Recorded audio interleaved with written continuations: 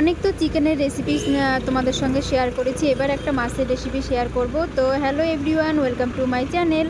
তো চলো এখানে দেখা যাক। আমি এখানে কাতলা মাছ নিয়ে নিয়েছি। কাতলা মাছটিকে লবণ এবং হলুদ দিয়ে সুন্দরভাবে ম্যারিনেট করে রেখে দেবো।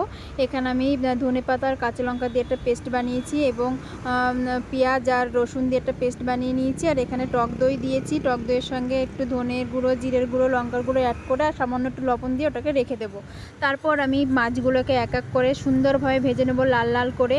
সেই তেলের মধ্যে একটু কালো জিরে ফোড়ন দিয়ে তার সঙ্গে সব পেঁয়াজ বাটা ওটা সুন্দরভাবে দিয়ে একদম কষিয়ে নিয়ে তারপরে আমি টক দইয়ের বাটারটাকে ওর মধ্যে দিয়ে দেবো। দেওয়া হয়ে গেলে ওটাও সুন্দর কষানো হয়ে গেলে আমি যে বেটে রেখেছিলাম ধনেপাতা আর কাঁচা লঙ্কা সেটা ওর মধ্যে দিয়ে দেবো। দেওয়ার পরে সুন্দরভাবে কষানো হয়ে গেলে আমি পরিমাণ মতো একটু জল দিয়ে দেবো, যে যেমন গ্রেভি রাখো সেই অনুযায়ী।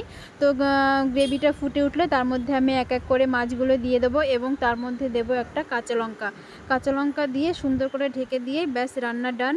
একদম সুন্দর খেতে, গরম গরম ভাতের সঙ্গে তোমরা সার্ভ করতে পারো।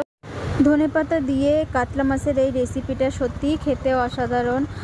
তোমরা না খেলে মানে বুঝবে না।